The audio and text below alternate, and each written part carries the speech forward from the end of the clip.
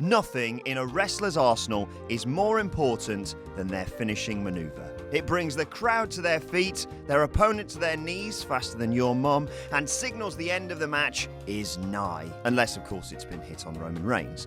The checklist for a good finisher is that it's memorable, that it has the potential to be countered, allowing for creative match conclusions. Then it needs to look like it would actually hurt if you tried it on your mate. He's looking at you, Wasteland. And, perhaps most importantly, that it suits the wrestler and their character. There's a reason why the World's Strongest Slam was given to Mark Henry and not f***ing Hornswoggle. With that in mind, I'm Adam Wilborn from WhatCulture, and these are 10 wrestlers who desperately need new finishers. Number 10, The Big Show. Don't get me wrong, getting punched in the face by someone with a fist the size of my entire head can't be pleasant, but you can't help but feel that Big Show is wasting his size a bit simply by using a punch as a finisher. I mean, anybody can punch someone. Look. With this in mind, I'm Jules from WhatCultureGaming.com, and these are 10... Oh, what? What the f***? Anyway, where was I? Big Show's old finisher, the classic chokeslam, was much more visually impressive than the WMD and showcased his incredible size too.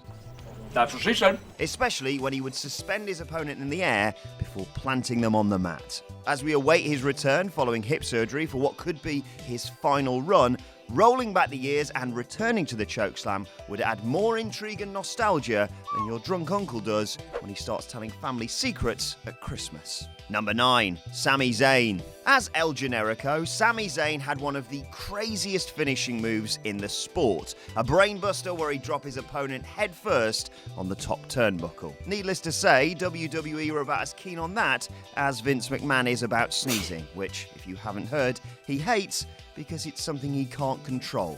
Yeah, really. So, Sami was given the haluva kick instead. And whilst it does tick many of the boxes I mentioned earlier, we all know Zayn has far more awe-inspiring or holy moves in his big Canadian locker. Something similarly as unorthodox and visually stunning as his through-the-ropes DDT might ultimately suit him better than a move that makes him look like he's pissed at a wedding, starting a kick line to New York, New York.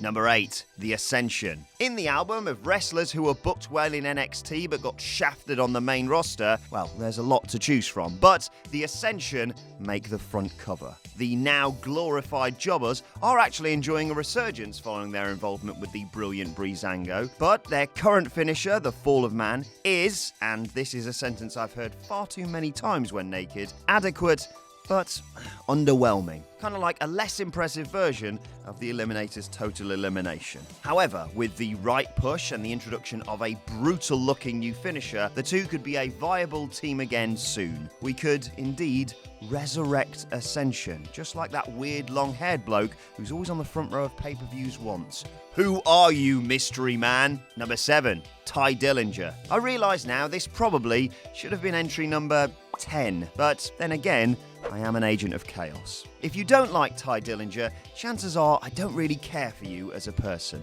The little wrestler that could spent more than a decade in developmental, longing for an opportunity to be a superstar and getting super kicked by Shawn Michaels for his troubles. Now he's finally on the main roster, he needs a new finishing move. His current tiebreaker, an over-the-knee Death Valley driver, suffers from what I like to call Simpsons did it syndrome, in that it's already associated with someone else.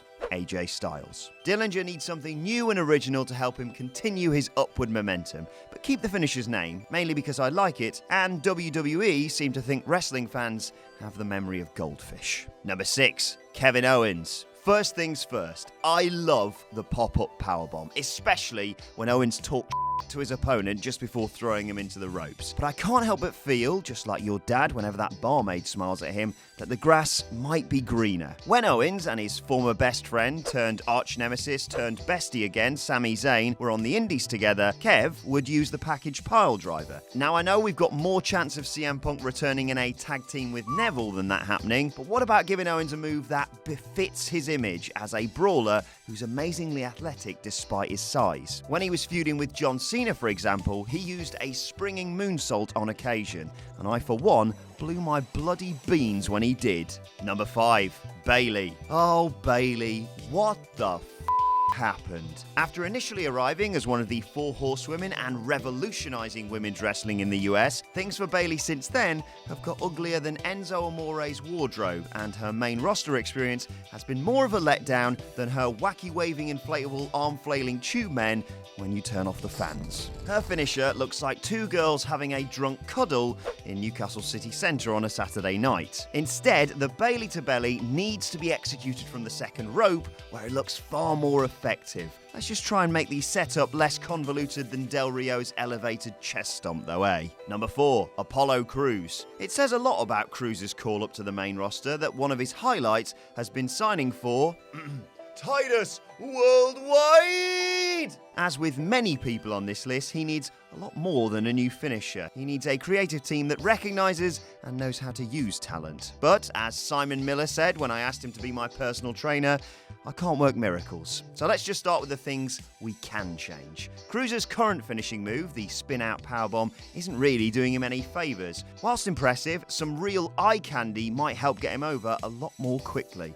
And no, I don't mean teaming him up with Lana. A standing shooting star press, which we've seen he is more than capable of nailing, a bit like your mum, would be far more memorable. Number 3, Hiroshi Tanahashi. There's an argument to be made that former New Japan ace Hiroshi Tanahashi is the best worker of all time. That being said, his physical capabilities are failing faster than Mike Adamle on commentary. All of this isn't helped by his finishing move, the high fly flow, a frog splash that's no picnic for the 40-year-old and his dodgy knees in particular.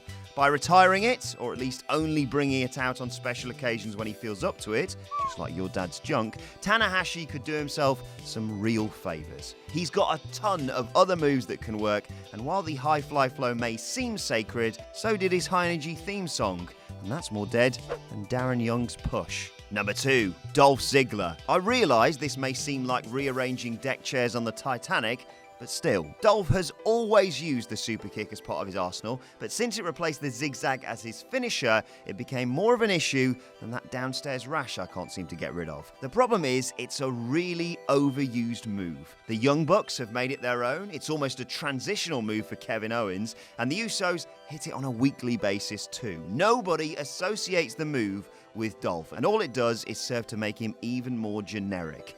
His super kick is the Tesco everyday value version that no one chooses unless it's the only one left. At this point, Dolph may as well just go back to the awful zigzag. Yes, it's as strange and awkward looking as James Ellsworth's chin, but just like it fits him and it's unique. Number 1, Seth Rollins. We were all relieved when Rollins finally stopped copying what some people seem to think is the deadliest move in all of wrestling and got his own unique finisher. But the knee! As Michael Cole insists on shouting, like a giddy child remembering what comes after Head and Shoulders in the nursery rhyme, the knee! If we're honest, looks like Okada's Rainmaker and Omega's V-Trigger had a one-night stand and this was the bastard child. More unloved than, well, you. Also, here's just a thought. Maybe don't give the bloke who stopped using the curb stomp because it was too dangerous and who's taken out more superstars than the recent mumps outbreak a move that looks eerily similar to, as Michael Cole would say, the knee that rearranged your cash cow's face. Perhaps Rollins can go back to using God's last gift. It's a unique small package driver that he busted out against Finn Balor at SummerSlam and an interesting original move that makes for a believable finish, which is more than you can say about the knee or the pedigree. I'm Adam Wilborn from WhatCulture, and I'll see you soon. That was a good one. Well, that's how it's done.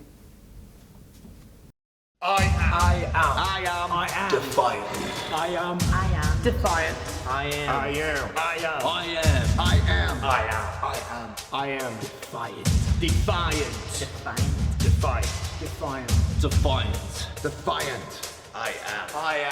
am defiant. I am defiant. I am the villain. We are defiant.